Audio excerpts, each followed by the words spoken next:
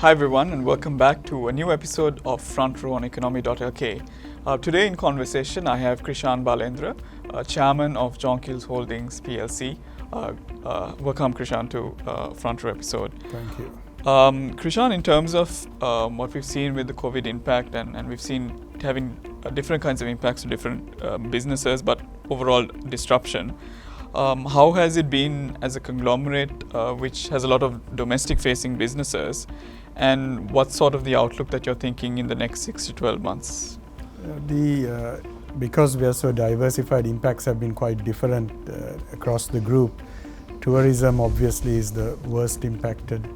There was some recovery as the lockdowns were eased. June, July, August, we saw the domestic business in Sri Lanka recovering, and occupancies over the weekends were very high in the resort hotels. In the city, we saw the banqueting business and restaurant business returning back to normal, in fact better than normal. Now again, with the recent lockdown, there is an impact across the board. The consumer side, now the lockdown in April in Sri Lanka was a curfew where even grocery stores were closed. So it hit us quite badly. If you look at other countries, while there were lockdowns, grocery stores, pharmacies continued to operate. So essential goods and even other goods sold in grocery stores saw good sales and even better sales than normal, because people were at home and had more time to be eating and drinking and so on. But here there was a bad impact, but as the lockdown was eased end of May, June, we saw business returning to normal. And that business that sort of came back to normal was better than what we've seen in the last few years because of some of the stimulus measures that were introduced in November post the elections, the tax cuts and so on. The outlook, now consumer side is getting better already with the second wave, the situation getting better and the lockdowns being eased.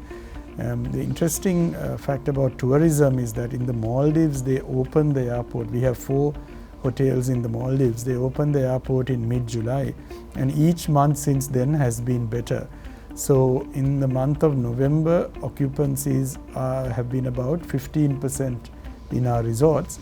And right now, the outlook for December is that occupancies will be about 30 to 35%. Now that is even before the vaccines are really rolled out.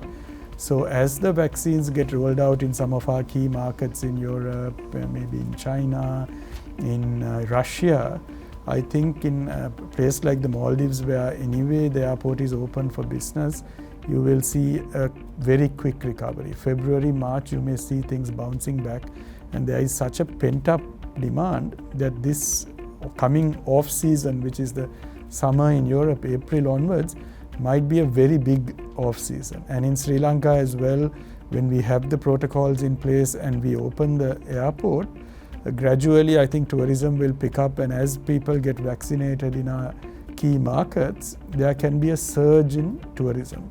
So I'm quite optimistic about the outlook, but next 4-5 months is going to continue to be uncertain. Right. You've been a key player, I think, in the local capital market industry, wearing different hats at various points. We've seen in the last 6 to 12 months in particular some progressive steps, introduction of REITs, the digitization aspect of the CSC. What do you think are some of the other areas really that the capital markets need to develop on, in particular because they need to play a bigger part both in terms of the financing for both companies and government, and also from getting the retail side of things on board? I think one of the biggest steps, yes, it was very welcome that they introduced tax concessions for new listings, tax concessions for REITs and so on, and all the whole emphasis in the last 6 months on reviving the capital markets is a positive. But to me, the biggest boost to investor sentiment is the commitment to be consistent on taxes, that there won't be material changes to taxes for 5 years, and they kept that commitment in this budget. If you look at the last few years, one of the big frustrations for investors, both local and the foreign institutional investors, has been the frequent changes in taxes, which has created a lot of uncertainty, made business planning difficult. In terms of the depth of the market, I would work towards getting the institutions, local institutions, both private and state institutions, back into the market. We've seen that decline significantly in the last few years, so that we can create more liquidity. And for the foreigners also to come back in a bigger way, they need to see more depth locally, institutional and retail. And the other regular complaint about this market, of course, is the lack of large listed companies with enough free float and liquidity. So I think we need to talk to some of these family-owned large private companies, show them the benefits of listing, the benefits of tapping the capital markets, and persuade them to list. And also the large profitable state institutions. I know the government has a policy of not privatizing state institutions, but in a number of countries where they have such policies, they've listed companies, right, state companies. So 15-20% listing of large state companies can add large entities to the stock market and create more liquidity.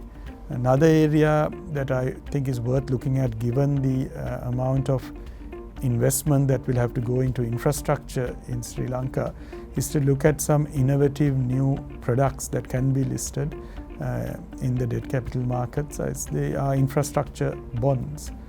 I think we need to look at products like that as well as the economy develops, and that will help to create diversity and depth in the capital markets. Thanks, Krishan. Just in my final question, I know the outlook is positive in your view, but it's also slightly probably uncertain as well and evolving. As a business leader, how do you sort of navigate the multitude of businesses that you have, and maybe to our viewers who are maybe managing a single business or even multiple businesses, what advice would you really give them? I think the big industry that has been impacted very badly is tourism, and we are the largest player. We have the largest number of, as John Keells and Cinnamon Hotels, the largest number of hotel rooms in Sri Lanka, and we have 4 properties in the Maldives. While the pandemic was totally unexpected and this kind of impact we have not seen before, we have also operated hotels through 25 years of war. We've had bomb attacks, we've had very bad publicity worldwide during the war, we've had curfews, we had the Easter bombs last year.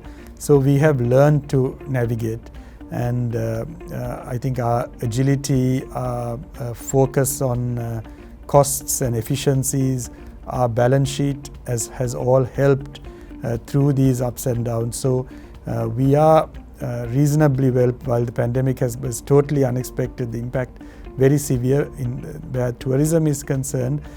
We have been reasonably well placed, and we are hopeful of a V-shaped recovery in the next few months. The other businesses, impact has been less, except during that lockdown in April.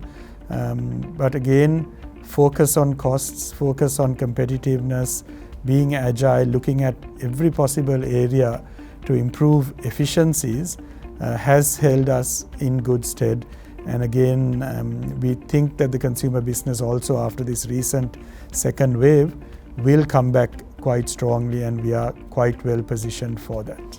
Thanks, Krishan. So I think in short, we've heard Krishan talking about kind of the business impact of COVID and what they're sort of doing. The local capital markets, which really needs a lot more development, although positive steps are really have taken place, and the tourism side, which is a key driver of Sri Lanka's growth and economy in the last 10 years, and what it'll really take to recover in the next 6 to 12 months.